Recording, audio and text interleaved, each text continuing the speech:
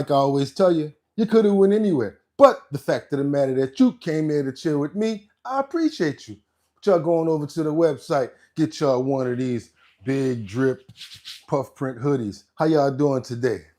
Oh, you could have went anywhere. But the fact of the matter that you came here, I appreciate you. I know you're tired. Probably just got up, wiping the sleep out your eyes. So yeah, y'all know how we do it. Let's do it. Let's do it. Let's wake up. Let's wake it up. Oh, woo! Yes, another one, y'all. It's Monday. Top of the morning to everybody. Hope everybody's doing good. It's January 27th. Like I said, it's Monday, and you are watching The Bottom Line. Hope everybody's having a fantastic morning this morning. And like I said, let's get to these topics. What we got over here, y'all? Let's check this out. What we got. Executive order pushback. That's right. Executive order pushback. We got a situation now where LGBTQ actually pushing back. They're not having it. Also, we got other executive orders going on where, that's right, Colombia, Venezuela, certain states that Trump was trying to fly people back to, the illegal immigrants, those states aren't having it. They're like, no, we're not taking them back. And that now Trump has to propose tariffs against those states. We're going to see what happens. Guys, don't be deterred. It's just another part of doing business. It's another process of being the president and what he has to do. It's just like any other situation that you have to, you're fixing something. So you try to fix it one way, that's not working. So try it this way, it's not working. So everything is not supposed to go perfectly smooth. We're not supposed to have like a smooth automatic situation because you never know. So what else you got going on here? Disgrace feeding our future defendants sentenced. Ah, yes. Disgraced feeding our future defendant sentenced. Man, how you gonna be the one that wrote the thing and you can't even read your own writing? Let's try that one more time. Disgraced feeding our future defendant sentenced. There's a non-for-profit organization called Feeding Our Future. One of the defendants has been sentenced to 20 years for theft. Don't know if you guys heard about that, but we're going to get into it. We also have the Texas governor who's asking for $11 billion reimbursement for border security. That would be the Texas governor right here, Greg Abbott, who is asking for his monetary back for all of the money that they basically spent in securing the border during the Biden administration. I don't know why he didn't ask for it during Biden's administration, but now he's asking for the money back during Trump's administration. So we got a lot to cover, y'all. We got a full 12 clip. Hope you guys are having a fantastic day. We got the kinks out. And like I always tell you, let's get into it. Let's not even wait. Let's get right to the bottom line and see what's going on with this police officer who was arrested for clocking in from his couch. Let's see what's going on with this in Orlando. Orlando Police Headquarters. And Nick, you're trying to figure out if any more officers are being investigated tonight. An Orlando officer was able to clock in and out dozens of times on his alleged shifts from his home without anyone knowing for months. Nick Papantonis is live from Orlando Police Headquarters. And Nick, you're trying to figure out if any more officers are being investigated tonight. And our sources are telling us there are others. Now, Orlando police say their systems did wind up eventually catching this officer, but investigators say he was a coordinator for this system. It means he was responsible for submitting much, including his own paperwork. Yeah, so for instance, like when I was a super one time, I'll go ahead and tell on myself, there was an app that we used to use. And what you used to do was you clock in and you clock out from the app. The only thing about this app was it actually was watching where you were going. So for instance, if I'm a super and I'm in this building and I walk a couple of blocks away or walk to the store and I try to clock in, it won't let me because it's basically saying that you're not at the job site. Only time it lets you clock in is when you're at the job site because the application basically knows where you're at from the location. It's pretty crazy. So what I used to do is, I might as well go ahead and tell y'all, I would get another phone For instance, I would get another phone. I would have that phone as the one with the app. It's not my main phone. It would be like a Obama phone, right? And what I would do is I would leave this phone at the job site. And then what I would do is when people would call, it would forward the calls to the phone that I had on me. This way I'm never missing no calls. So there's always a way, and especially if you're the one that's controlling everything, yeah, there's always a way to work around. Again, where there's power, there must be responsibility. A lot of people don't know how to handle the power that they're given. So you get people like this and they abuse the power. Next thing you know, people get robbed. Catching this officer, but investigators say he was a coordinator for this system. Means he was responsible for submitting much, including his own paperwork. The court paperwork laying out a pattern. Investigators saying Matthew Fleury, seen here in this 2017 recruiting video, was supposed to patrol iDrive area office complexes 68 times between July and September of last year. These were extra duty shifts, ways for officers to earn some cash off the clock.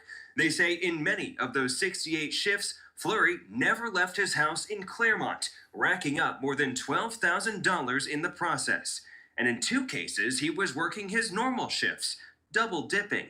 Detectives say it was Fleury's radio and other equipment with GPS trackers that caught him, and his failure to call in and monitor that radio for other officers in need of help. See, again, GPS. I didn't even know that he got caught with GPS. But if the other things that you're using have GPS on them, they basically tracking you. And that's how he got caught out there. Again, how many other people are doing this? How many other precincts are possibly doing the same thing? And his failure to call in and monitor that radio for other officers in need of help. And while the system flagged his activity, it didn't immediately alert his supervisors when he clocked in from 18 miles away. That's because they say Fleury served as a coordinator for the extra duty shifts and had set the acceptable distance to clock into his shifts without generating an error message to 500 miles, enough to get him to Montgomery, Alabama undetected. Officer Fleury did not appear to be home when we stopped by Thursday, and he did not respond to a voicemail we left on his cell phone. He was released on a $1,600 bond after his arrest. Now, OPD did say that Officer Fleury retired from duty when confronted with these accusations, but he would have been terminated based on what they uncovered. It's not clear if he worked more shifts than what they were just able to track in July. That's because they only retained GPS data for so long. They did just send me a statement 15 minutes ago that they said will prevent that. They've got some new technology that will prevent this from happening again. They say, quote, "This system ensures officers are only paid when they are physically present at their assigned job location, thereby preventing similar incidents from occurring in the future." They said that investigation is still ongoing. Live in Orlando, Nick Papantone. Yeah, investigation is still going. Anytime it's something like this, 9 times out of 10, there might be more people, other people that are involved in the administratively. Not only that, but he could have been getting bribed or not taking care of certain people, and they felt like, you know what? How are we gonna let you get away with this? We telling it.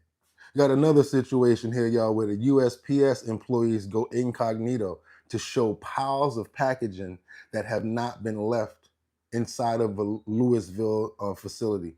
They have not been shipped. These packages have just been sitting around inside this Louisville, Kentucky facility, and USPS is basically covering it up and not saying much about it. So if you're looking for packages and you're in this area, you might be a whole month behind in receiving your packages because what's going on in Louisville. Check this out.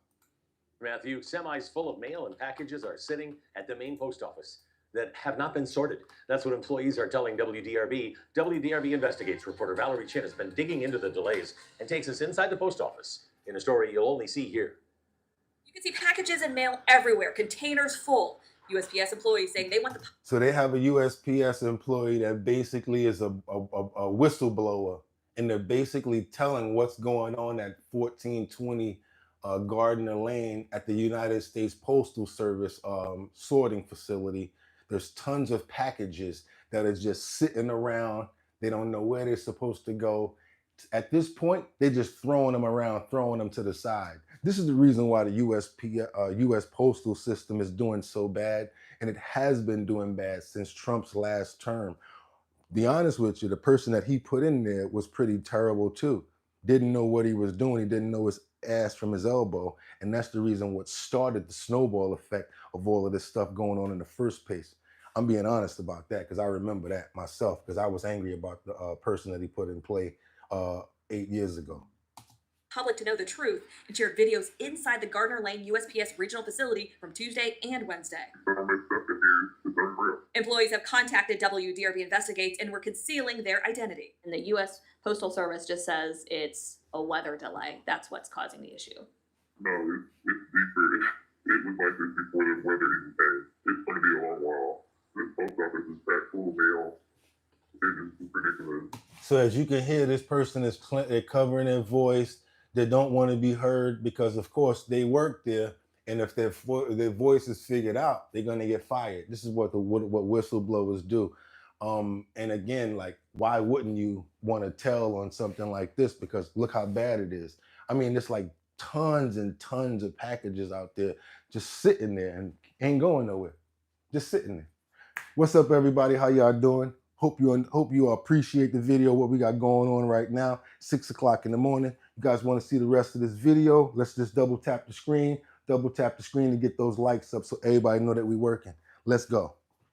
This is packed full of mail. It is ridiculous. Dozens of residents continue to contact WDRB Investigates about mail being stuck here for weeks, according to USPS tracking. Is there any order of how the packages are being sorted and then delivered? Because there's all of those containers full of packages. No, there's no order. Nothing. It's total chaos. How backed up is the Gardner Lane post office? Like, how many weeks will people still need to be waiting, you think? We're talking about Semis continue to come into and out of this facility, and employees say some semis are still full. well, last week there was over 50 still full of mail, and they got packages in the barn. They're storing people's packages. So yeah, I'm trying to make sure people are aware of this just in case you're in the Kentucky, Louisville area. You might not want to use United States Postal Service to ship packages right now because as you can see, this is an inside whistleblower telling you exactly what's going on.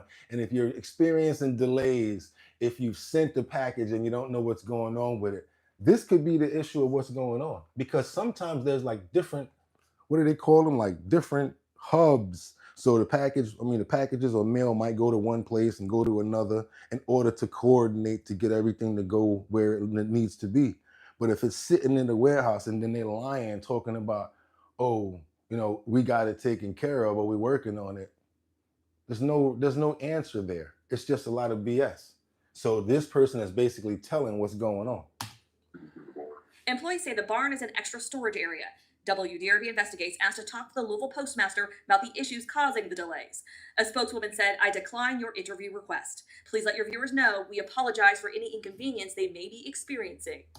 So they're not trying to let anybody go there. And the postmaster and the postal service is saying we good. We're just experiencing some delays. Everything is going to be fine. That's what Susan W. Wright is saying. She's the U.S. Postal Service Corporate Communications. How frustrating is this for you and other people who work there who are trying to get this sorted and get it fixed? It's really frustrating because we still have Christmas packages still in here. He said they still got Christmas packages still in there. We're in January going into February. So if you got Christmas gifts that you have not received, that you shipped, that people said that they didn't get, they might be stuck in this warehouse. And I'm talking about this warehouse is full. It looks like it's the size of it looks like a football field. Ain't that crazy, Kristen? That's crazy. That's crazy. I ain't broke, but got free time. What's that? They made the USPS totally inefficient with the changes of the postmaster. You're totally right, Kristen. That's what I was basically trying to say, and that's been going on for years.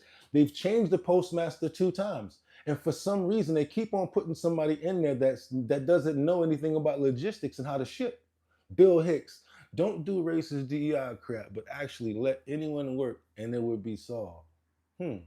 Bill Hicks, shit, we have background checks and don't we FMRA? What we got? Kristen?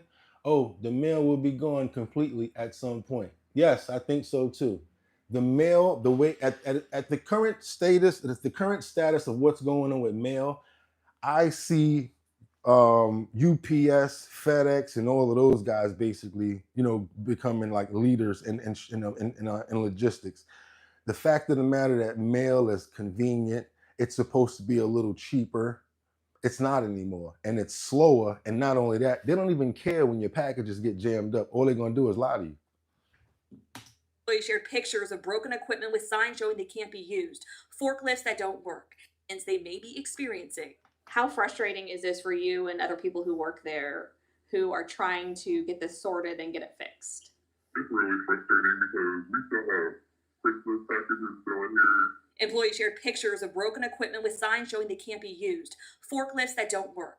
They say USPS usually rents equipment, brings in more workers at Christmas time, and none of that happened. But we're doing the best that we can do, that we close on them.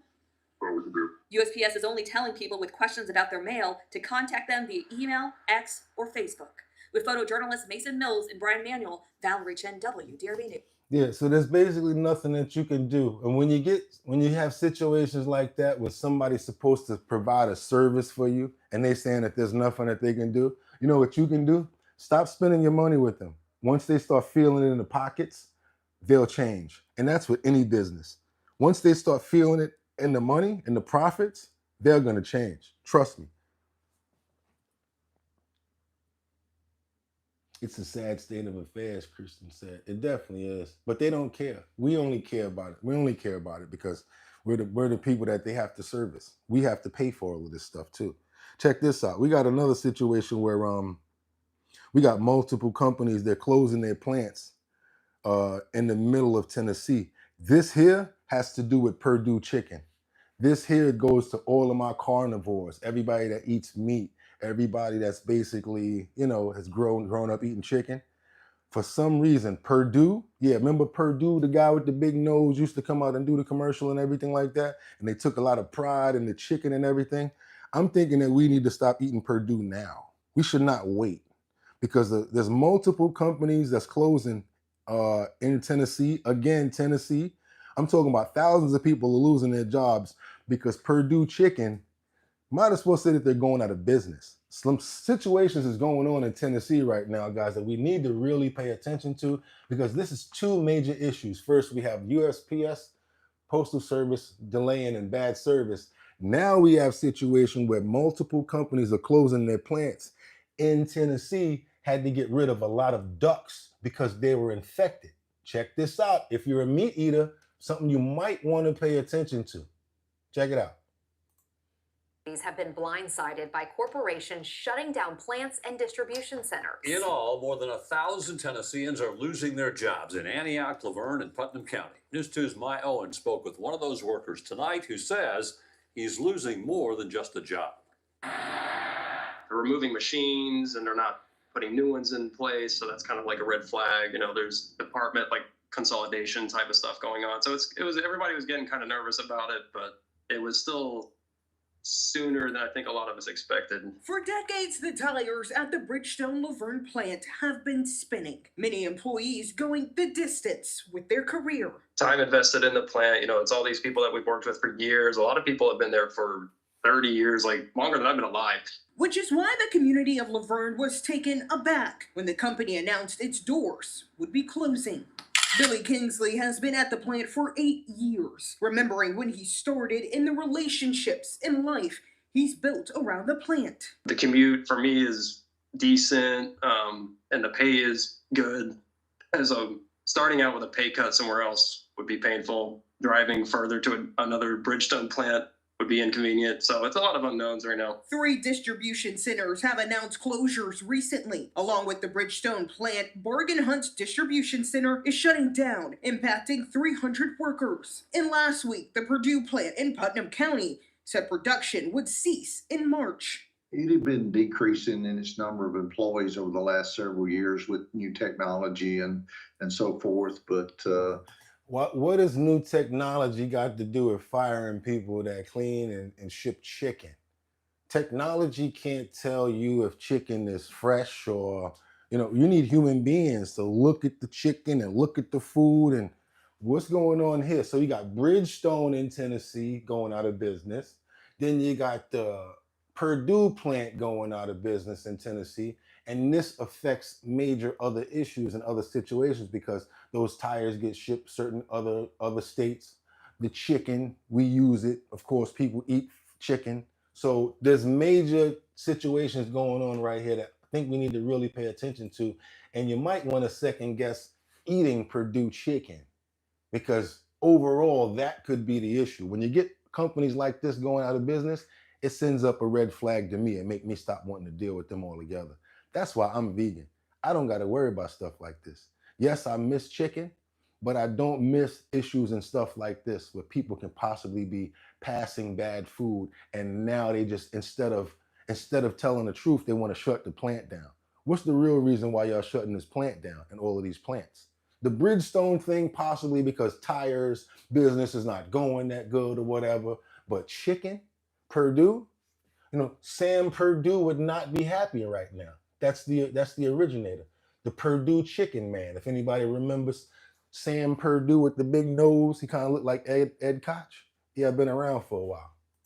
Down, impacting 300 workers. And last week, the Purdue plant in Putnam County said production would cease in March. it had been decreasing in its number of employees over the last several years with new technology and so forth. But we had no idea that the closure was coming. We thought everything was going good with them. Purdue officials said their decision came after a, quote, strategic business and financial review of the plant's performance and its future viability. Putnam County leaders were quick to respond with the plans to deploy a workforce strike team to help people find new jobs. So basically, again, they're saying this because of monetary. I'm thinking it's more, we don't see any reports of anybody being sick, anything that has to do with bird flu, whatever like that. So either they covered it up real well or it could be the truth. But again, that's the reason why I'm vegan, because I don't know what's in none of that chicken, beef, or anything. And also the blood, it transfers. I always say this, when you're nervous and you're about to have a fight, even if you win, you're gonna win, you still get nervous because of the simple fact that it's adrenaline. That is the last thing that animals feel when they expire, especially knowing that they're about to expire. When they see the animal in front of them, they smell the blood as well. So the last thing that the animal feels is shock, pain, and the life loss. I don't want that transference, so I don't consume that blood. Yes, they try to drain all the blood out, but no thank you. Because the last thing that's in that meat is shock, pain, and whatever. Y'all tasting fried steak or whatever like that. I'm thinking about the animal that passed. So what I can do, I can smell a steak and eat French fries. And that's what I always do. I don't eat animals. I'm a vegan and I'm cool with that. Not trying to turn everybody else vegan, but I'm just saying, for me, particularly myself, I don't trust meat anymore, especially since we don't know where it's coming from and what's going on with it. And the last thing that really sent me over was a Purdue plant, because I saw a plant where egg had fell on the floor and there was like part of a hatched chicken that was actually almost fully hatched. I mean, it was almost basically turned into a chicken. It just really completely turned me off. And I'm like, yeah, you know what? That was it. So that was like the straw that broke the camel's back. But I'm not going to tell everybody to be like me. You want to eat chicken, eat chicken. Well, I used to like it myself. It's one of the most sought after foods in the world. It's actually like one of the biggest selling meats in the world. But just what I'm trying to tell you guys is be careful because of what's happening out here. And we don't know what's behind all of this. We think that we'll be able to find most of these folks a job. Already contacted the state workforce development. We have a rapid response strike team that's ready to go as soon as Purdue files. See, this is crazy, right? Because I mean, I grew up on Purdue chicken. If anybody know what I'm talking about, come on, Purdue. It's not even the fact that they're doing this. It's the fact that like who's gonna replace them? I mean, Purdue is like a United States staple. We know Purdue since we've been babies. You go to the supermarket, you see the Purdue chicken. Problem is, there's a lot of other companies now that are undercutting them. A lot of our farming is being, done overseas, and a lot of the food is being shipped in. So a lot of the American companies are suffering. I don't know exactly what's going on with Purdue, but all I can say is this is bad for the economy as well as people. It's paperwork with the state, letting them know that it's definitely closing. And all three plants have plans to close by this summer. Kingsley tells me those at Bridgestone are taking it day by day, waiting to hear what the company may offer to help compensate the closure announcements. Several Middle Tennessee communities. Don't know what to say about that because look, people are going to lose their jobs, families going to be affected, and it's bad. I'm going to try to keep up with this story to see what's going on, get a backstory going on this, just to keep following up and do updates on what we got here, y'all. What's going on, everybody? Kirsten, how you doing? It may be helping you. I don't see how everyone is going to do well here. Wait, you can do contained gardening. You can do contained gardening. Oh, sounds pretty good. Even contained gardening costs money to buy lamps and all of that. Huh, who you telling? I bought all of them lamps and stuff like that. Then you got to have the space to do it, and then you got to maintain it, and then you got to do the vegetables and all of that. And if you got to worry about lights and everything, it's pretty expensive. And that's the reason why I see food has gotten more expensive. But you know what is cool? You guys are thinking, and you're trying to figure out how to work around this problem. And that's why we do the bottom line. Doesn't matter the platform, doesn't matter your party. The bottom line is we gather this information and we figure out the smart ways to find solutions. And I see you guys doing that right there. That's why we do the bottom line, y'all. Real talk. Real talk. We also got a situation where we got this, what's this? A feeding our future defendant. He's been sentenced to 210 months in federal fraud scheme. People get into these situations, they get into these, 501(c)(3)s, these, what do they call them? These nonprofit organizations, and they find a way to skim and take money for themselves. We got a situation here where a gentleman got caught. He's like the lead. He's got 210 months sentence for his crimes of stealing. And I'm sure it's gonna hurt the overall non-for-profit, because people are gonna say, I don't wanna put my money there. So now it's not just hurt the cause, but it's hurt the future of this possible non-for-profit that was possibly even helping people.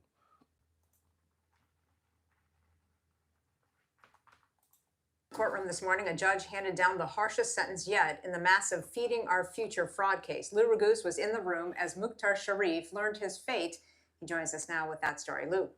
Rita, Mukhtar Sharif was not charged in the attempted bribe of a juror, but he knew about it, destroyed evidence concerning it, and Judge Nancy Brazel took that into consideration in handing down today's sentence.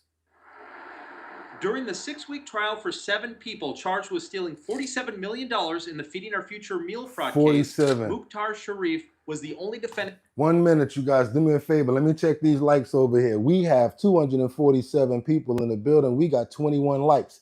I'd like to show the rest of this video without stopping anymore. So do me a favor, guys. Let's double tap the screen to get those likes up to let everybody know that we're here to get the algorithm going, because it's 6 o'clock in the morning and your boy's grinding so that you don't have to pay me. Let YouTube give your boy a tip. The more times you guys do the likes, more people get contacted, and then they send them over here and lets them know that we got a good show going on, and it helps me overall. A lot of people don't normally tell you why they ask you to do the likes. I'm the one that's going to tell you. You don't got no snaps on the petrol, ain't got nothing on the coffee. So all I'm going to ask you is to boop boop double tap that screen so I don't have to stop anymore. But once we get to 80, because we have 228 people in this building, it shouldn't be a problem. So all I'm going to ask you guys to do, yes, you right there, you that's looking, double tap the screen for me. I appreciate that. Come on, y'all. Let's go. You ready? Boop, boop. Let's go. Let's go. So Robert, no thanks. You don't want to double tap the screen. You don't care the fact that I've been up 6 o'clock in the morning. Oh man, Robert, I got to get you up out of here. They forgot that I'm the best troll on the bottom line. I'm the one that does it. Bang! And Robert's gone. Don't disrespect me. 6 o'clock in the morning, all I'm asking you guys is show a little bit of love. Double tap that screen. Don't be like Robert trying to show out. 47, that's actually good because it shows effort. I'm going to show y'all the rest of this, but because we got a whole clip going, we still got more. So let's go. I'm going to show y'all the rest of this. To testify. He claimed he was legitimately serving meals to kids at the Dar El Farouk Mosque in Bloomington and testified that if any documentation handing down today's sentence. During the 6-week trial for 7 people charged with stealing $47 million in the Feeding Our Future meal fraud case, Mukhtar Sharif was the only defendant to testify. He claimed he was legitimately serving meals to kids at the Dar El Farouk Mosque in Bloomington and testified that if any documentation was fraudulent, he didn't know about it. But following his conviction at his sentencing hearing today, Sharif took a different tone. Quote, "That is a painful feeling to know I did anything that caused these programs to be compromised. And for that, I am profoundly sorry." 100 members of the Somali community filled 2 courtrooms to watch Sharif's hearing. He went on to say, "The Somali community in particular has always been a source of pride and identity to me. To know my actions may have tarnished that image and even fueled negative perceptions about that community is a heavy burden to bear." Judge Nancy Brazel pointed out that Sharif's show of remorse was the opposite of his trial testimony. She pointed out that during the trial, Sharif recorded hours of testimony from the courtroom against her order. And after the revelation that a juror in the trial had been given a $120,000 bribe, Sharif frantically deleted a messaging app before turning over his phone. Messages retrieved showed he knew about the bribe attempt. "You have shown a staggering lack of respect for the law and this court," Brazel said, as she handed down a 17... So basically, Mukhtar was saying all of that stuff about how bad he felt, and then they found out that you was trying to you bribed the juror, and it went through, and they caught the juror too, y'all. You could tell that they caught the person. So he's in a bad situation right now. He dove in even further, trying to make up more lies instead of owning up to it. And look at all this money. Like, what's all this money? Like, where'd he get all this money from? That don't look like no $100,000 to me. That look like $1 million, probably. That's a lot of money right there. A juror in the trial had been given a $120,000 bribe. Sharif frantically deleted a messaging app before turning over his phone. Messages retrieved showed he knew about the bribe attempt.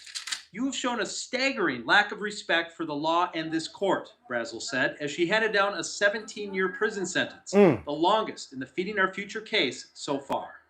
Another Feeding Our Future update today. Another defendant, Ayan Abukar, pleaded guilty. Their case notable because they used fraud money to purchase an aircraft to send to Nairobi, Kenya.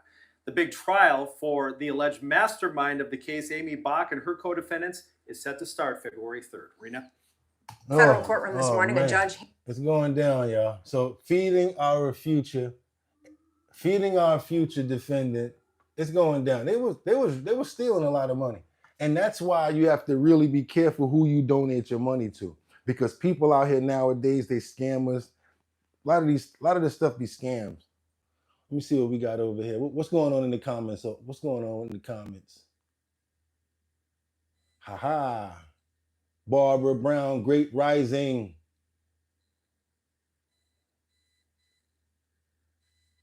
Hope everybody's doing good. We're going to keep it going. What we got going on right here? Let's see. What we got those numbers at? Numbers is at 55. I can rock with 55 for right now. Why? Because we got a lot more to show to go. What we up to right now, that was Feeding Our Future. And now we got, this is something that's crazy. Immigrants that were deported from the U.S., they're arriving in Brazil. They're finally arriving in Brazil. As you guys know, certain countries are opening the doors and accepting their immigrants back, but some are pushing back. So here go a little bit of what's going on, what the process is, and what's going on with the illegal immigrants that are being returned back to their countries. Check this out. This is Brazil right here. These people got sent back to their country of Brazil.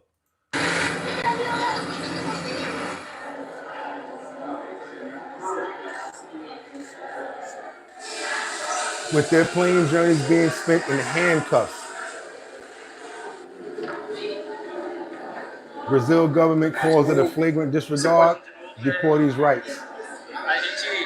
Olha, aquelas pessoas não gostam da gente não, cara. Elas tratam a gente como cachorro. O cachorro é tratado melhor que a gente. De jeito nenhum, porque a gente ia amarrado. They said that they were being treated like dogs. They were not being respected.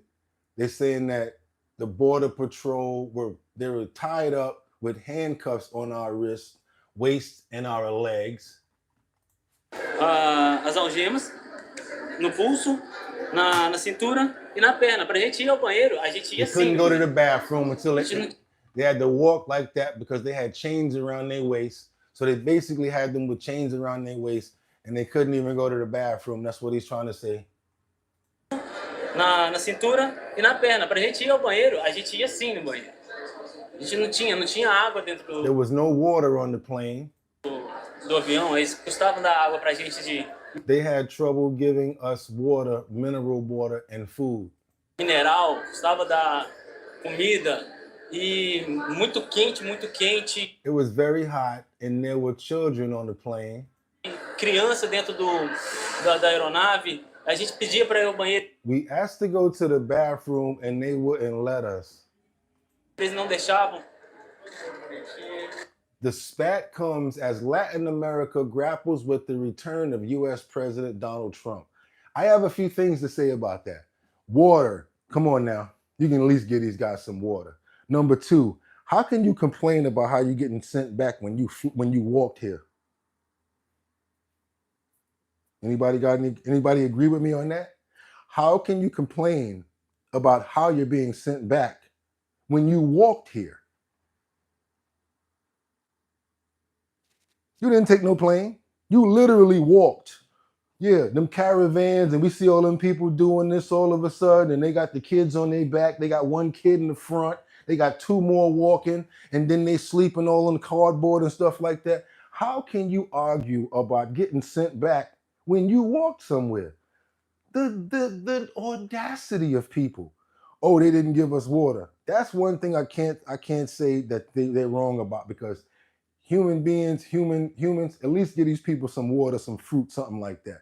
But you're not on American Airlines. You're on Get the Hell Out of Here Airlines. You shouldn't have been here Airlines. Who told you to cross the border Airlines? So the way they send you back, it's kind of rough, but look how you got here. Boa noite, pessoal. Bem-vindo.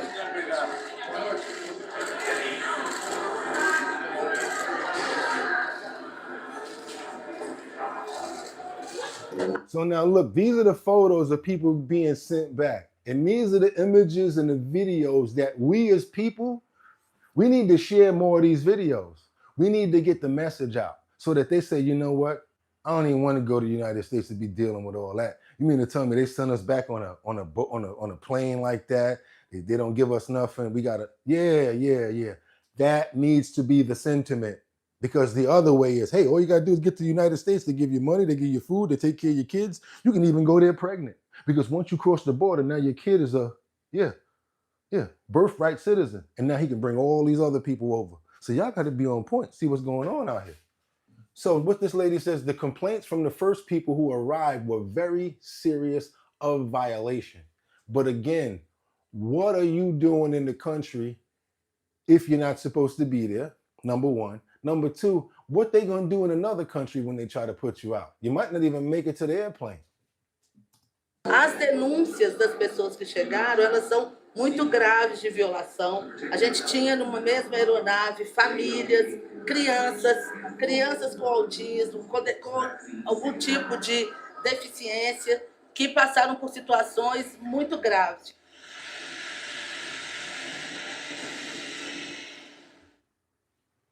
What do you guys think? What do you guys think about that? Do you think they have any skin in the game? Do you think they have an argument? Do you agree with me when it's like, how can you complain about how you're getting sent back when you walked here? What do you guys think about that? Am I making any sense? They're going to be like celebrities. William Locke. What's that? Ken Bluey. They had plenty of time to return. That's right, Kind Bluey. They had plenty of time to return. What's that? Leandro Laniga.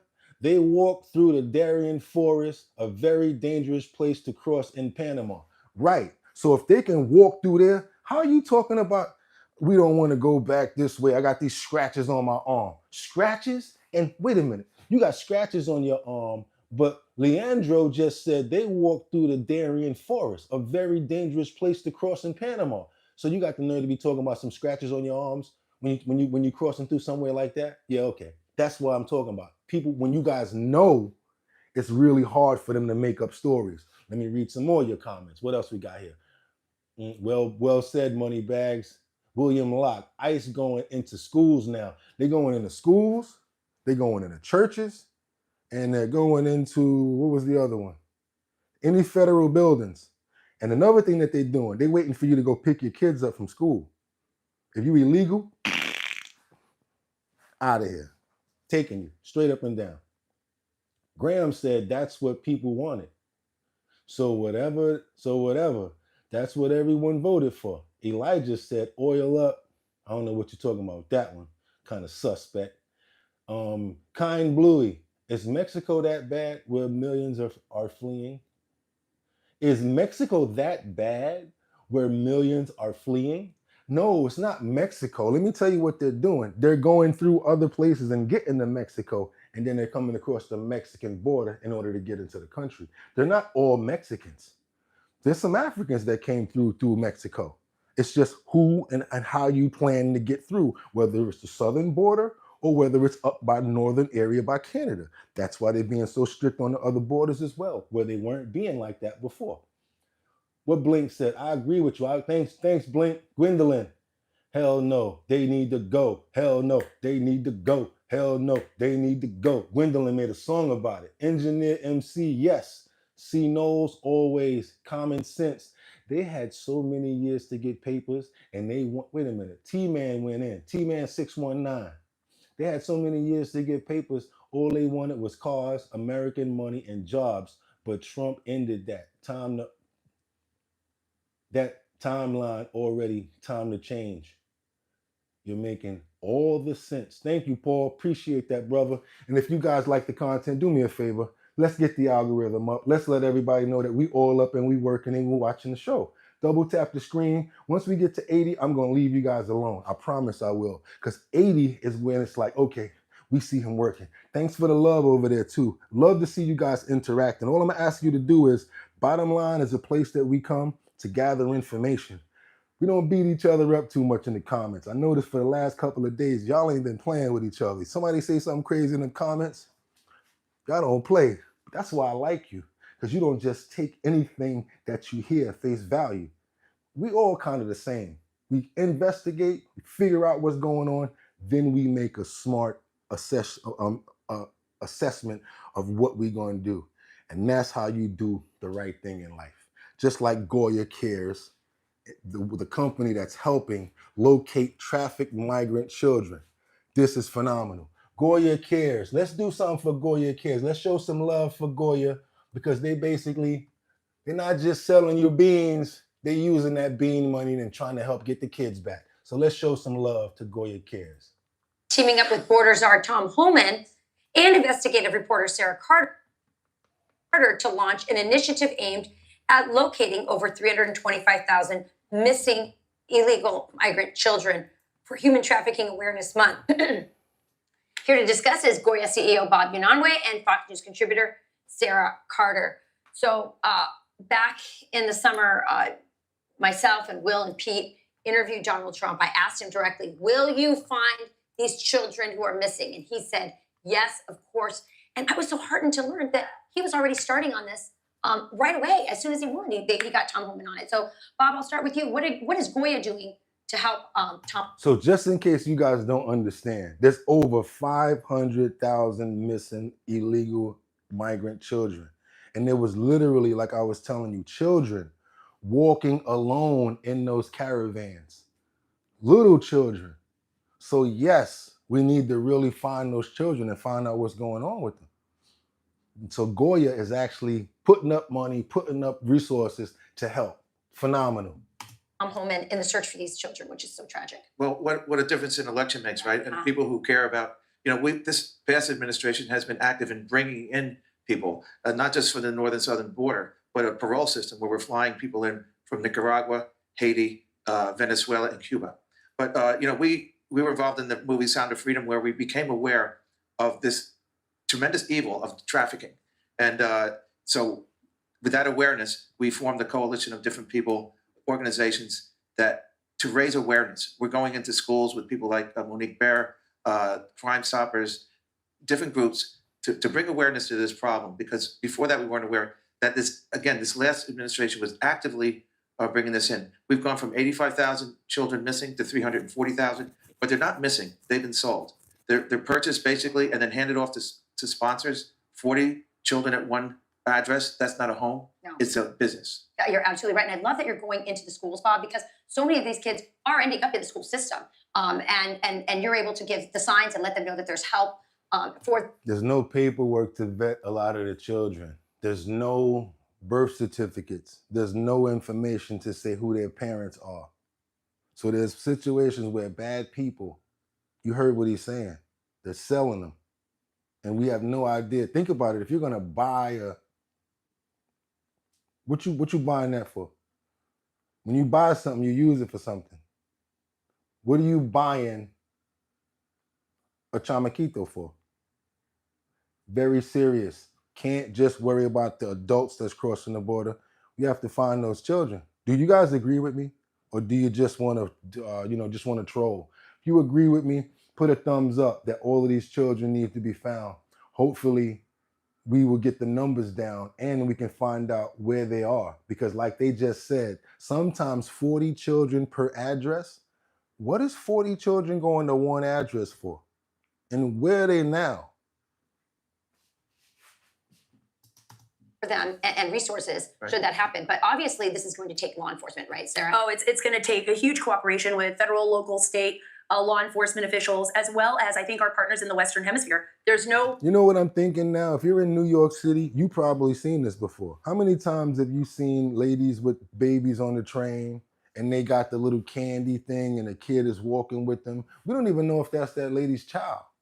Just because they're look the same and they both Hispanic, that don't mean that that's that lady's child, or it don't mean that that's that man's child. You know what I found out? Let me tell you what they do. They found out that they take care of families better than individuals. So a lot of migrant men, they'll find a lady that's walking. They'll walk up to her and say, look, when we get to the United States, we're going to say we're a couple. We're going to find like 2 or 3 of these kids, and we're going to say that they are children. The ones that can't speak, they're not going to say nothing anyway. We're going to talk to them. So now you got one person that then created a family as they're walking over here. How many times do you think that happened? We're going to get better benefits. We're going to get more food stamps. Think like that, y'all. Don't think the way that you traditionally think. Think outside the box, because that's what's happening. 9 times out of 10, the craziest thing that you can think about, somebody's already doing it. Way to stop this kind of crisis alone. I mean, everybody has to be working together. Bob's right with Goya Cares. We're able to get out there and educate students in the schools. We're able to find, within the communities, those kids that may be trafficked, that may be afraid. They can go to someone, feel safe, and report what's happening. But it's the aftercare. That's what I want to know. What happens after you find them? What is happening to these children? The Biden administration, Tom Homan, you guys find them, and then what happens? Well, I think that the very first thing is mental health. I mean, a lot of what we're dealing with now and finding their parents, their actual guardians, because a lot of these children have come into the country, have disappeared into homes where they're being sold, as Bob has stated. So we need to locate their guardians. One thing I can say, Rachel, I spoke with President Bukele. I've been to El Salvador a number of times. We know that children have been trying to contact relatives. HHS has a hotline. Some of these children have called that hotline. These children are going to find their way back to safety because Tom Homan is going to be leading that effort with President Trump. And the people. So it's not just about sending people back. Democrats are like, oh my God, it's so inhumanitarian. It's so, no. What about these children? What do you guys that are defending these criminals in these sanctuary states have to say about the 500,000 children that are lost, that have been sold, probably doing all sorts of things that you could never imagine that are being done to them?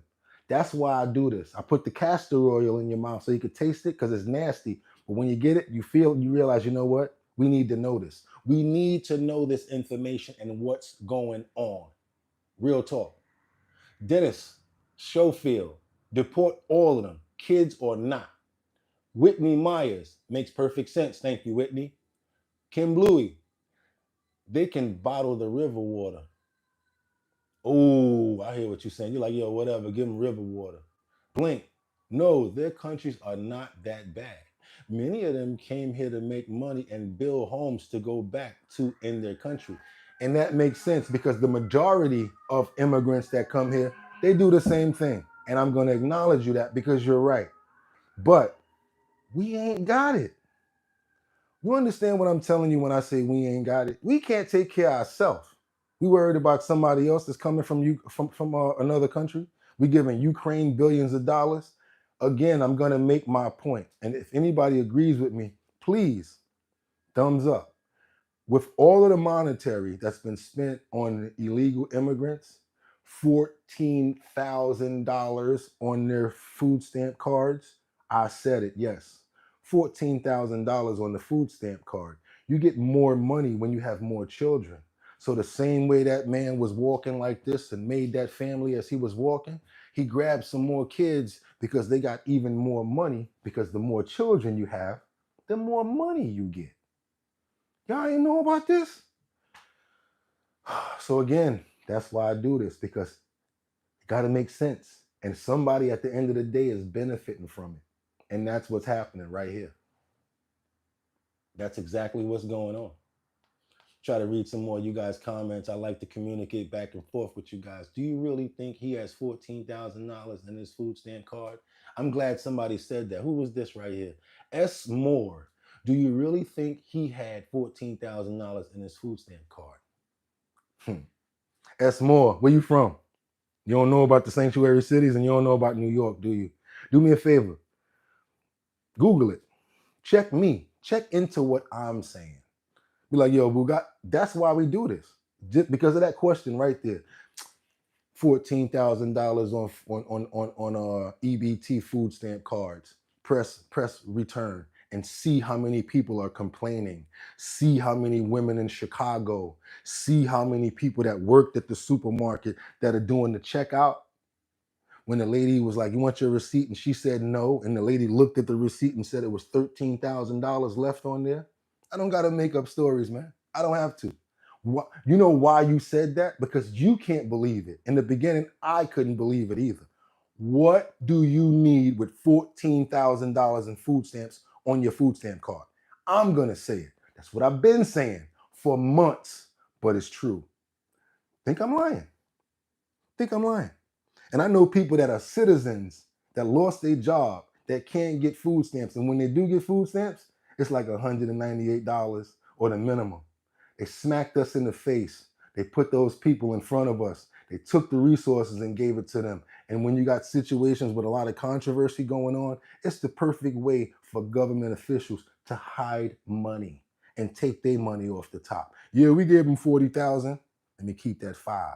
You keep doing that 10, 20 times, now that politician is rich. Guess what? How many politicians do you know that start off broke? By the 10th or 20th year, they're multimillionaires. Look it up. See if I'm lying. We also got a situation in Houston where this cell phone business, they were operating as a cover for a Mexican cartel gang. Check this out. And this is some real money right here. They was sending a lot of money back, y'all. Woo! I'm talking about a lot of money. Check it out. We are getting some new details tonight after the feds bust dozens of people in the Houston area in a drug and money laundering scheme, all tied to one of the most dangerous drug cartels. Thank you for joining us tonight at 10 o'clock. I'm Daniela Guzman. And I'm Keith Garvin. Federal prosecutors say the criminal network used cell phone stores in Houston to get drug money back to Mexico. KPRC2's Bryce Newberry is live in the newsroom tonight to explain how all this went down. Bryce? Yeah. Keith, Danny, nearly 30 people have been arrested, a majority of them from the Houston area, all with alleged ties to the Jalisco New Generation drug cartel. This nearly 2-year investigation, dubbed Operation Notch, involved undercover operations with the DEA and IRS, but it is a little complex, so let me try to explain here. The cartel, also known as CJNG, would send drugs to the U.S. and sell them. That money would then be taken to 2 Houston area cell phone stores, including an undercover shop set up by federal agents. And then, according to prosecutors, the money paid for phones that got shipped to 7 other cell phone stores in Mexico, where they'd be sold at higher prices in pesos, and then the proceeds would go back to the cartel. The main reason for all of this, of course, to avoid detection by law enforcement by not shipping large amounts of money. And Bryce, we know that this is considered one of the most violent and dangerous drug cartels out there. What did it take to solve this, to get to this point? Well, the DEA special agent in charge told us it took a lot to crack the code on this sophisticated organization. Take a listen. Not only did we crack the code, we went undercover and we got down and dirty with them and created cell phone stores. So they had to get into it. This is what the feds do, y'all. The feds ain't no joke. They said, "Oh, y'all want to do some phone stores? Cool. We got a budget. We're going to make some phone stores too. We're going to send in a salesperson and we're going to buy from y'all. We're going to become y'all best customer. And every sale that you do, we're going to be able to track it." They're doing business with the feds. Oh my God.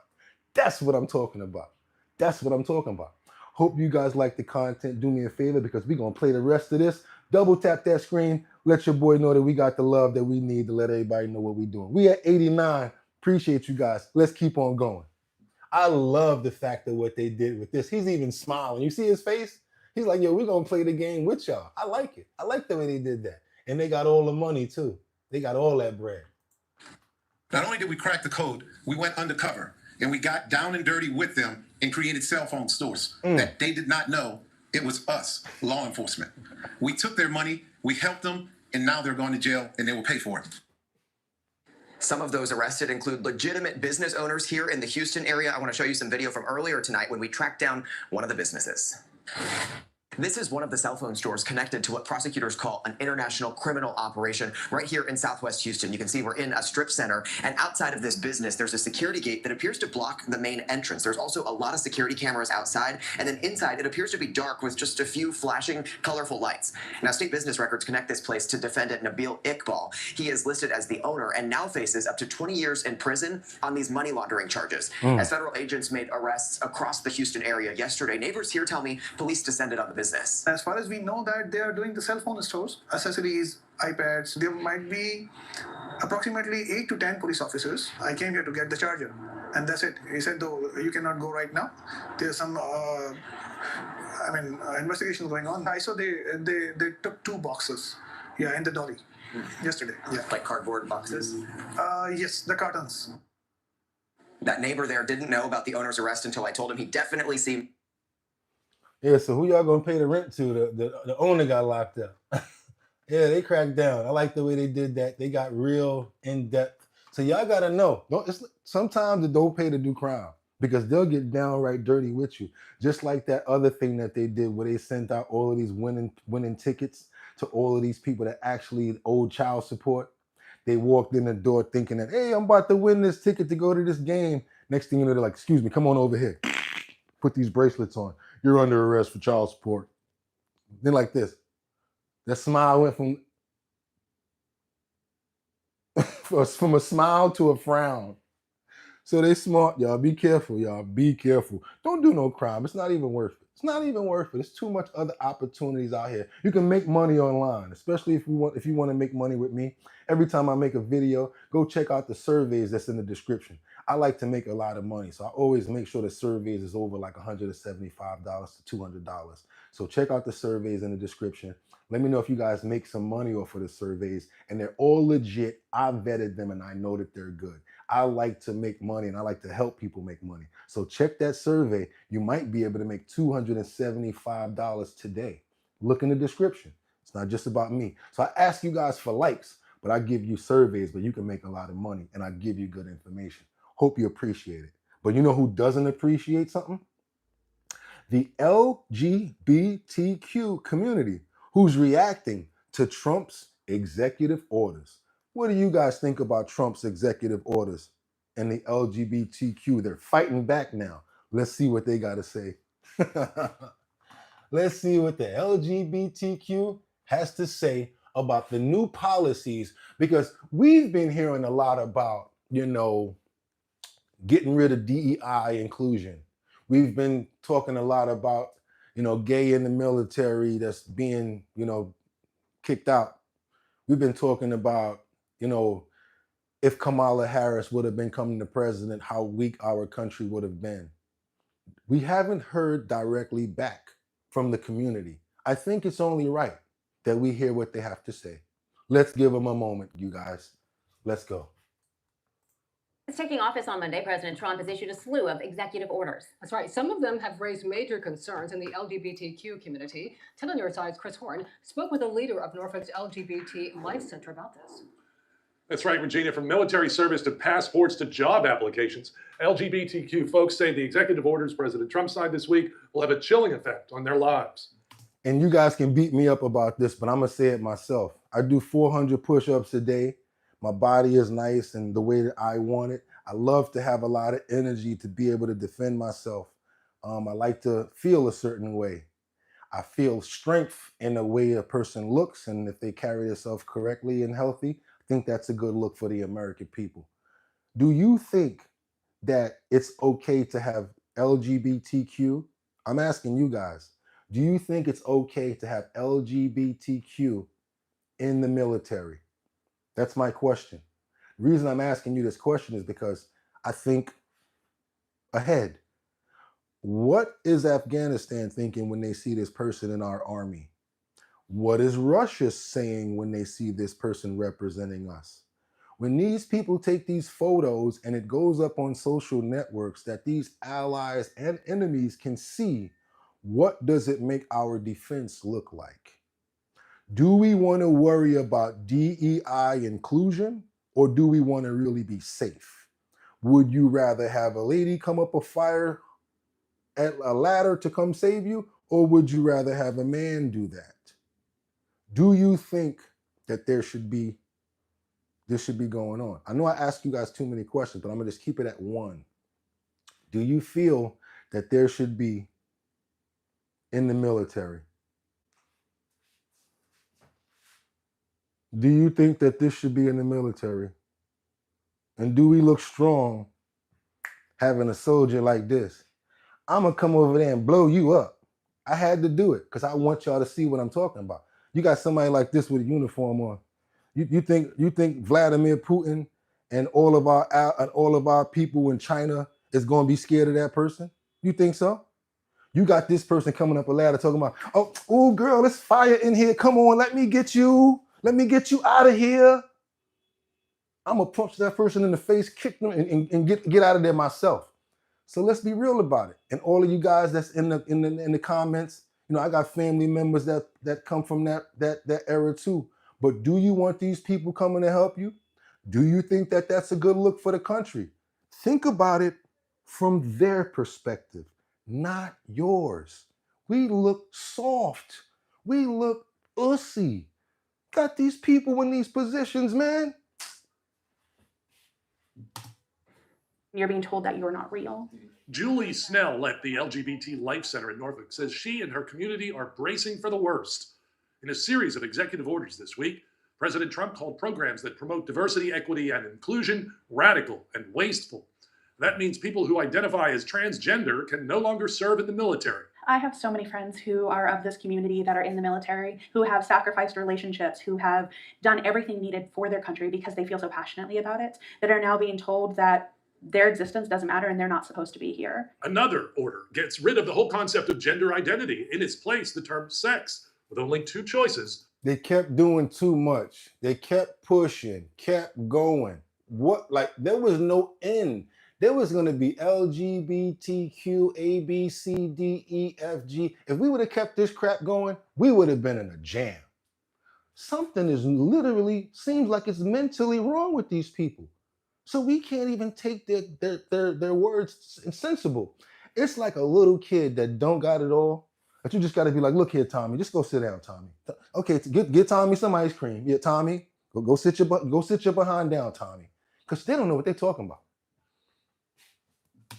Biologically male or biologically female. Trans and non-binary people have existed throughout this world since the beginning of time. But that's also ignoring that 1 in 100 babies are born intersex. And that is a huge number. So civil rights and... Again, they use the minority numbers to try to make examples for the majority. They always do that. The majority of people that answer questions that way, you gotta really stay away from people like that. Because those are the type of people that are gonna try to find any little excuse to make their point. You could say 1 + 1 is 2. They're going to be like, yeah, but if you don't use 1 and you use times, it's going to be this. But that's not what I asked you. What's wrong with people? That you talking about apples. She over here talking about lug nuts. Doesn't make any sense most of the time. And then they always oh, my feelings, this and that. You think we need that in the military too? No, I don't think so. Feelings. How about this? Boom, boom, boom. Here, feel that. Labor laws will no longer provide express protection to those who don't identify as male or female. That is truly terrifying, because now as you're applying for jobs, you're applying for school, you don't know if that's a safe space. You don't know if they're even required to provide you a safe space. What do you mean provide you with a safe space? Male and female, you go to school and you go wherever. It's not a safe space for males in schools, especially when you're talking about these schools that got all this crazy stuff going on with certain children. So you have the nerve to tell me, oh, we don't know if they have a safe space for us. A safe space? So a safe space meaning what? Somewhere that y'all can go and have your own area and, be protected or whatever? No. Do what you do. And another thing that need to come back, light bullying. Not big bullying, but light bullying. Calling people out, calling people certain names, all that. We need to bring all that back. Hey, look at this agate over here. We need to do all that. Let's bring it all back. And I don't care if whatever you got to say, whatever. I ain't with all that. I'm not with it. I'm not inclusive because it makes the country weak. And if you don't like it, why you here? If you with all this, y'all can kick a rock for a block with just a sock on. You ain't got to have your shoe on. Just get up out of here. Because I'm not with it. I'm with us. I'm with strength. I'm with real men, real women. I don't play that game. I don't play that. So if y'all don't like it, peace. Have a good day. Because now as you're applying for jobs, you're applying for school, you don't know if that's a safe space. You don't know if they're even required. Man, I'm going to be honest with you. Here we go. I'm gonna just be honest with y'all. I'm going to just go ahead and tell you. I'm going to just say it. There's been times where I look at a job application and it say stuff like, what's your race? What's your age? And I'm smart. So I'm always wondering, like, why are they asking me these real detailed questions? They asking me what my race is. So if I say I'm Blizzak and they don't like Blizzak, they're not going to hire me. They're not going to hire me. You know what I'm going to do? All right, cool. I'm going to say I'm Blizzak, but I'm going to play that other game. See if I can get a job saying that I'm... You know how many times people call me back? When you say you... Oh my God, he's black, plus he's... We just covered two minorities right there. That's what they were doing. They were trying to stack the minorities, like stack the situations to make their job seem more inclusive. So now you got this company over here. Hey, we got a black woman who was in prison and she's LGBTQ. Woo! We can cover three different gambits with that one. People not stupid. We know what's going on. Nightlight riff, no cap. Hire them for hard labor. Hire them for hard labor, right? That's right. Hire them for hard labor. Why not, right? That's what's up. Give them a shovel or put them on the train tracks or something. You want to be inclusive, right? Come on, let's go down to the subway. Hey, wait a minute, it's kind of dark down here. Nope, you wanted a job. Send them down that tunnel going to 96th Street in the train station. To provide you a safe space. And the government will no longer issue travel documents, including passports, with the non-binary option currently known as X. Snell thinks this will be a slippery slope toward limiting LGBTQ mobility. Good. I think it's going to result in a travel ban. And you see how they try to go all the way to the extreme? I think it's going to result in a travel ban. How is it going to result in a travel ban? All we asking you to do is do what's normal. What's X? It's just some new age crap that was going to get even heavier, more nonsense to stack on top of it. We stopped it early, and I'm glad. Whatever. Kick a rock for a block in a sock. I don't care. I don't understand why people compare those two. Haha and color are not the same. Exactly. I mean, you just said good to lowering LGBTQ. Wait a minute, you just said good to lowering LGBTQ mobility. They'll find a way to get around. They'll find a way. I said no to limiting their mobility because they don't want to identify as male or female. That seems like a mental problem on their own end. Their mama should have taught them who they was. And then maybe they wouldn't have this problem as an adult. Real talk. That's how I feel about the topic. People that don't agree with me, I still respect your view. Hopefully you respect mine. We got another situation where, what's this? Ooh, yeah, this is what I wanted to show you. Be careful. This is like Get Out. Remember Get Out, y'all? When the guy was sitting in the chair and he was like, and he couldn't talk, and then everybody moving around and like, remember Get Out? Well, we kind of got a Get Out situation over here. I'm investigating this magistrate. Her ex-boyfriend is stuck in jail for the last 3 years awaiting trial. Like I said, it reminds me of the movie Get Out. And now you're going to see why. This guy has been in jail for 3 years because his ex-girlfriend is a judge and she got him locked up. Check this out. Now, you talking about bad relationship, talking about when it's over, how hard, how rough it get, when a woman's scorned. Check out this situation where this woman was scorned and she got her ex-boyfriend locked up. He's been in jail for 3 years awaiting trial. A Charlotte man behind bars for more than 3 years without ever going to trial on charges he believes only came because of who he was dating. It's the latest wild twist in a WBTV investigation into Mecklenburg County magistrates. Investigative reporter David Hodges is in the newsroom with a story you will only see on WBTV. I've been reporting on Mecklenburg County Magistrate Ashley Blackwell since last year after uncovering an ethics complaint that was filed against her by another magistrate. Since I filed that first report, I've been digging deeper for months into another allegation in that complaint, saying that Blackwell abused her power and position to have her then boyfriend arrested and thrown in jail, where he sat for years. Pre-warning, this is going to look like that meme that you see with the Superman carrying a heavy Caucasian woman saying, it's tax season. Pre-warning, get ready. Name is Julius Bishop. Hello, counsel, everybody. This is Julius Bishop in February 2020 talking in front of Charlotte City Council. For people who may not know me, hello. I work with kids in the community. This is him today from the Mecklenburg County Jail. How long have you been in jail for?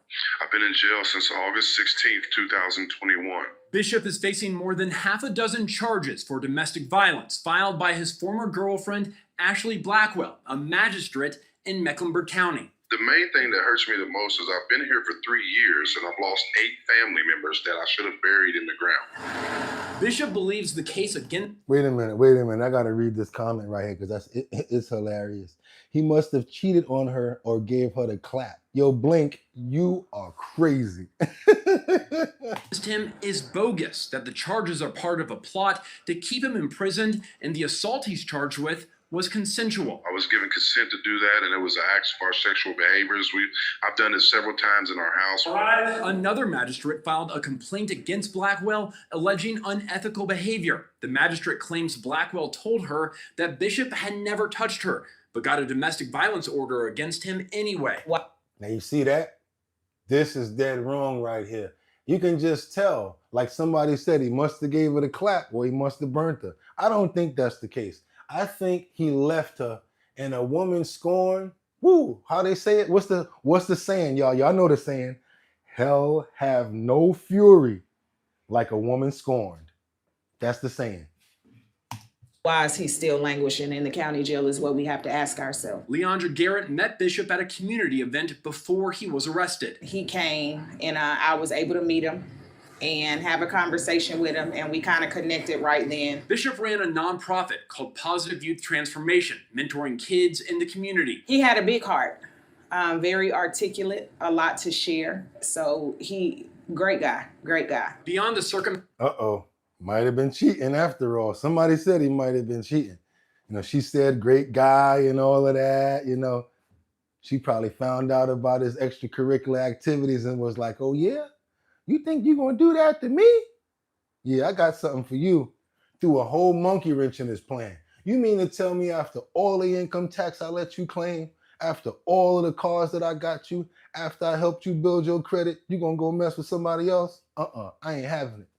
Sound like that's the possibility what happened to me. Circumstances of his arrest, there are questions about how his case, domestic violence order against him anyway. Why is he still languishing in the county jail is what we have to ask ourselves. Leandra Garrett met Bishop at a community event before he was arrested. He came and I was able to meet him and have a conversation with him, and we kind of connected right then. Bishop ran a nonprofit called Positive Youth Transformation, mentoring kids in the community. He had a big heart, very articulate, a lot to share. So great guy, great guy. Beyond the circumstances of his arrest, there are questions about how his case has been handled. At a time when defendants charged with murder and other violent crimes are sometimes given a low unsecured bond that allows them back out on the streets, Bishop's bail is set at more than $100,000 secured. I've found dozens of domestic violence cases in Mecklenburg County where the bail has been significantly lower than Bishop's. Clearly, he is unable to pay this amount. Emily Galvin Almanza is CEO at Partners for Justice and spoke with me about Bishop's case. I just think that this lady is abusing her power. And from what we see, it's all out there right now. It's basically transparent. Hopefully from the broadcast and from it going on the news, it's finally going to get some sort of answer to it, because you can see from the actual things that she's doing and the situations that he's in, that it's all personal. This has absolutely nothing to do with, domestic violence or anything like that. And she already lied and told someone that he didn't do nothing to her anyway. So y'all brothers got to be careful. When you decide to go to the other side, see what can happen?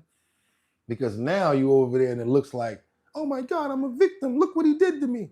And that's what they do. So be careful, man. Now, I don't know the specifics of the allegations in this case. This amount is not serving as an incentive to return to court.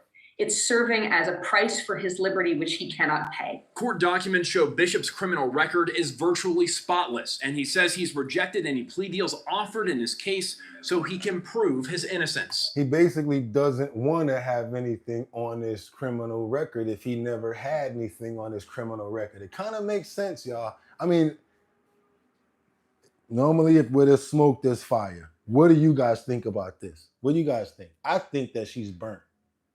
I think she's angry because he left her. That's what I'm thinking. That's what I'm thinking. Who we got up here? We got Kilo Dior Ali. He should sue the county. Dominique Bass, she is white. That is correct. J. John, Black Karma, Free Bro. Kristen Frashier, sir. Call Kim K. Call Kim Kardashian. Jake Derlin, WTF. What's that? Con Blue, he said, Rob L's lesbians vibes for sure, LGBTQ style. Blink. If he didn't do anything to her and lied, I blame the legal system, not her lying. You know what? Again, Blink, you kicking it. You right, man. Rhea, she cried wolf. She definitely did, Rhea. What's that? Rabid gunman? That pissed me off. It should. And we need to probably be contacting them and emailing them like, yo, what's going on? Blame the judge, Blink said. Kristen said she may be removed if not already. Blink, ninjas lie too. Blame the legal system. Rhea White, I think it's all going to her head. Yes, it's the power trip. I think you're right, Lee. I think she's power tripping.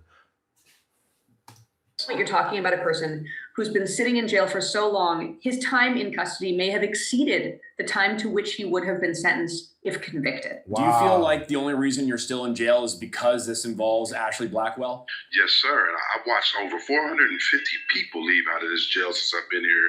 Over 450. I can't believe it. And I still don't know when I'm going to get out, to be honest. Since I started digging into Bishop's case and asking questions to our elected officials, his trial date has been moved up to February 24th. Ashley Blackwell is still serving as a Mecklenburg County magistrate as part of a 4-year term. Other questions that I had about this case, well, we're not getting answers from the district attorney's office or the trial court saying they can't comment on pending cases. However, we're going to keep asking questions of your elected officials until we start getting some answers. How is it 3.5 years that this man been in jail for a crime that he probably would have got 6 months for or 8 months for? That is crazy. That's crazy. That's why I wanted you guys to see this. If you guys want to write letters, you want to get involved, you can. You know where it is. It's a brother that's in distress. He's been in jail for 3.5 years already. You guys feel like y'all want to reach out and maybe write letters and let people know what's going on. It only takes one sentence and an email. The majority of people send it out. At least people know that people see what's going on, because 9 times out of 10, they're going to just let it happen if family members or people don't do anything about it. It's terrible. This is the next situation we got with Governor Abbott. He want that money back. He said, I'm going to need some snaps on the petrol. Remember when Dr. Dre and Snoop Dogg was living together in the wash? And Snoop was like, yo, I'm going to need you to get that money. You're delinquent. Yeah, get the rent together. So we got a situation here with Governor Abbott. He want that $11 billion back because he and his state were basically trying to defend the entire country the entire time that the Biden administration was in office. What was he doing? He was using his state's budget to try to do as much as he can to enforce the border. Now he want that money back. Honestly, if I was Trump and him, I say, you know what? If the receipts is legit, get that man his bread back. Get that man his bread back. Let's check this out and see what Greg Abbott have to say about this. Check it out, y'all. Give Texas their bread back. Texas Governor Greg Abbott is asking the federal government for $11 billion as a reimbursement for the border security measures he implemented during the Biden administration. Abbott said it would cover the cost the state has incurred since 2021 when he implemented Operation Lone Star. Abbott wrote in a letter to congressional leaders, President Biden's policies left Texas and the rest of America defenseless against an unprecedented infiltration of violent criminals, known terrorists, and other hostile foreign actors. I launched Operation Lone Star to combat these threats to all Americans. Abbott gave a cost breakdown of the different measures he implemented. $3 billion to construct 100 miles of border wall and deploy buoys in the Rio Grande, $58 million on 200 miles of concertina wire and border fencing, and $6 billion on personnel deployment, including 10,000 National Guard soldiers and Department of Public Safety troopers. There are still 4,200 Texas National Guard soldiers stationed at the border. There are 2,500 active duty military personnel in the region, and on Wednesday, They just proved it. The Texas security and officers already outnumber the amount of people that just got there. They said 400 and something. People that's there is only 200 and something. Stationed at the border. There are 2,500 active duty military personnel in the region, and on Wednesday, the Defense Department announced it's deploying 1,500 more. They will install physical barriers and assist with air and intelligence assets. Abbott says his operation led to an 87% reduction in illegal crossings along the Texas border. He said altogether, Texas law enforcement have arrested more than 500,000 immigrants in the country illegally and prevented 140,000 crossings. The money would need to be allocated in either the government funding package or a supplemental funding bill. They could also repurpose some money using budget reconciliation, and that would technically be easier because it only requires a simple majority in the Senate, so Republicans could theoretically do it alone. I'm Ray Bogan for... I say give that man his money back. And I gotta say another thing. Let's commend him for the work that he was doing, because I didn't even know that he did all that. I didn't even know that Governor Greg Abbott took all of those security measures in securing us. And for that, Governor, we appreciate you and we thank you. All the real American citizens that understand your fight and what we're trying to do here, we appreciate you. And with that being said, give that man his money back. Yeah, y'all, give him their money back so that they can continue to do stuff like that. Because what did he do? Perfect example of what he would do when he's got money. Already showed you what he would do with their own money. So give them their money back so that they can continue to do stuff like that. We got another situation where there's a lot of change of hearts. Remember that in Mad TV? Lowered expectations. Remember Lowered Expectations, y'all, with Mad TV? But we got something similar right now with the Massachusetts governor who's changing her tune. At first, no, I'm not doing this. We're not helping out with the migrants. We're not going to be a part of you doing this. Oh yeah? Well, guess what? She changed her tune just like everybody else. All of these other governors that were talking all of this crap. Now, all of a sudden, when they find out that government funding on the federal side is going to be kept, they change their tune when it comes down to the money. Check this out. All of a sudden, the Massachusetts governor has a different thought process on illegal migrants and how she's going to be treating them in the state of Massachusetts. Check this out, y'all. Arrived at the southern border, and Trump's border czar, Tom Homan, says military planes will deport every migrant every day. Is that going to be a constant commitment from the U.S. military every single day to Yes. take deportees out? Yes. So is this what we will see every single day, ending in what the president has promised is millions and millions being deported? Yes. But you can see the numbers steadily increase, the number of arrests nationwide as we open up the aperture. Right now it's concentrating public safety threats, national security threats. That's a smaller population. So we're going to do this on priority basis, as President Trump's promised, but as that aperture opens, there'll be more arrests nationwide.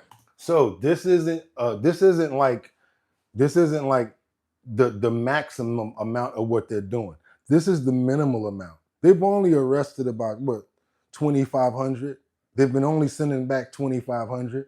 The prior administration was sending back 5,000 a month. So yeah, they're about to start cracking down. Another thing I want to bring you guys in on is the fact that not only are they going to ramp up the arrests, but also they're going to be coming at the government officials, everybody that's blocking them from doing what they plan on doing. I actually agree with this wholeheartedly, 100%. Raids are now underway, and the far-left resistance appears to be cracking. At least 7 Democrat-led cities remain defiant, including Boston, but Massachusetts governor is beginning to change her tune. If the Trump administration requested, would the Massachusetts State Police assist in mass deportations? No, absolutely not. Every tool in the toolbox has got to be used to protect our citizens, to protect our residents, and protect. They're not citizens and they're not residents. They're illegal criminals that came here and crossed the border illegally. Once you cross the border illegally, you're a criminal. So how are you now deeming these people citizens and residents? See what sanctuary cities do? Long as you make it here, you good. Just like New York, if I can make it there, I'll make it anywhere. That actually means something now. Once you make it here, you're pregnant, whatever. We're going to say that you got pregnant in the United States so that you can have your baby here and bring in your whole generation. What is going on with these officials? They don't know their asses from their elbow. And that's how I feel about it. You're not going to help. And then how are you going to deem these people citizens and residents? They're not citizens or residents. They're illegal immigrants. Massachusetts State Police assist in mass deportations? No, absolutely not. Every tool in the toolbox has got to be used to protect our citizens, to protect our residents, and protect our state. I wouldn't describe them as raids. It seems to be is what we expected and what I support, which is the apprehension of criminals in our communities. What a change in tune. Miss Lisa Booth, I come to you. You know, there's a lot of blue state Democrats who said they're not going to help Donald Trump. The mayor of Chicago, Brandon Johnson, is another one of those individuals. Do you think these elected officials who are clearly obstructing ICE should face consequences, including jail time? I do. I think they should. I mean, they're breaking the law and they're putting their citizens at risk. I mean, you look at some of these people that they're protecting. I mean, one day alone, they got over 530 legal immigrants caught. 373 were criminals. You look at rapists, attempted murderers in the midst, pedophiles in the mix as well that were all caught up in this one-day roundup by the new Trump administration. I loved the clip when you had the Haitian gang member with 18 convictions in recent years, and he said, "I'm not going back to Haiti, F Trump, Biden forever," which kind of tells us everything. But beyond that, you had Tom Homan, the border czar, on the Will Cain show, and he was asked about it, and he goes, well, he's wrong, he's going back to Haiti. But so, very forceful message there. But what Congress needs to do when they look at this reconciliation package coming up in this budget matter, we have to get funding for the Trump administration to do their job. It's going to cost money to do these mass deportations. You've got 55% of all 55% of Americans want to deport all illegal immigrants, according to the New York Times. The American people are behind Trump. This was one of the top issues. Congress has got to get it done, but Trump needs the funding. The Trump administration needs the funding to get it done. And there's some polling that shows over 60% of Well, there's different questions, but Yeah. that was for, I think, criminals, and then the 55% was for all illegal aliens. Yeah, Same poll, that's but right. different questions. That's right. Get them out. Get them out. Get them out. I don't have nothing. I don't know. My personal views, you guys don't have to take my personal views because we don't normally do that here. But from what I'm saying, from what all of the illegal crimes that's going on, all of the rapes and all of the other stuff like that, I don't see why these people can basically be able to stay in our country and why the government officials are protecting them. There has to be some other reason to the reason why they're doing this. It's crazy. It is literally crazy. And with that being said, we got this other story right now, you guys. It's kind of kind of creepy to me, but I gotta go there. There's a store on the west side of New York in Manhattan. They was closed for having beetles inside of their food, for having mouse droppings, for having roaches. They basically their health department violations were like a F. The store was closed down a week ago. Well, sadly to tell you guys, this store is back open. I'm not going there to buy nothing because a week, that's just too quick to go back to saying that it's sanitary to eat out of this place. Brother like me, I'm already vegan. I'm very cautious about how I eat and what I put into my body. This restaurant right here, this bodega that's on the Upper West Side, I'm never gonna buy nothing from there, even though they're saying that it's okay to go there now. Nope, too little, too fast, and yeah, it happened too quick. You cleaned up too fast, so I'm good. No thanks. About a story we brought you on Thursday, an Upper West Side store. You heard what he said. This story was brought on Thursday. Now all of a sudden, they act together that quick? Nah, sorry, I don't believe it. Tales tonight about a story we brought you on Thursday, an Upper West Side store shut down. Eggs make all our family moments better, especially when they're Eggland's Best. Tastes. Let's get past that, y'all. I want y'all to see this. Style, as long as they're the best. Eggland's Best. Earlier this week, because of numerous health violations, was back open today. Eyewitness News captured this video today of shoppers inside Barzini's patronizing the store. A man who appeared to be a manager or employee there did not respond to our questions. Inspectors ordered the store to close earlier this month after they found several health violations, including rodents, mold, pasta infested with grain beetles, and food with expiration dates dating back to 2018. Okay, I mean, there's so much to unpack here. Okay, let's go with, they were closed down last week. Okay, again, I'm gonna ask basic questions. How is it possible that they're open this fast? How is it possible that an inspector went in there and actually okayed them to be cleared to be back open? And from all of the droppings, all of the rats on the floor, the hole that was in the salami that looks like the rat ate right into it, the food being from 2017, and then you got these customers that are in there buying stuff when there's a whole tarp covering a whole bunch of the other food. Y'all don't care? Y'all don't care about what y'all put in your body? You don't see what's going on? If a store was shut down a couple of days ago and they open right back up, you're going to go right back in there thinking everything is okay? You ain't see the sign and you ain't going to ask no questions? But this is apparently what's going on, and it's too quick for me. Real quick. 2017, this is bananas. Mold, pasta infested with grain beetles, and food with expiration dates dating back to 2018. A hearing is set for January 31st, but until then, the store should not be open for business. Oh, for sure. All right. Whew. So yeah, store is back open, and they getting their money. And like you saw, there was customers in there, and they was acting like they was in a Walmart with fresh produce, just happy. And this goes back to Food and Drug Administration, Health Department, and government. Because sadly, Some people can't protect themselves. Some people don't have the wherewithal to even know what to look for. Some people, as long as the store is open, must be okay to go in there, not checking the grade, not checking anything. Tell you something about New York. If your store has a C grade, don't go in there. That's the green one. That means that they've seen mouse droppings in that store and they're giving them a chance to upgrade.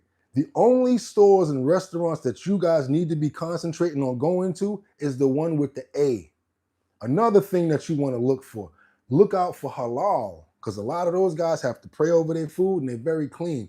But the guys that are in the mobile trucks can't expect too much cleanliness when there's no running water. A lot of times they bring that water with them, so be careful about that.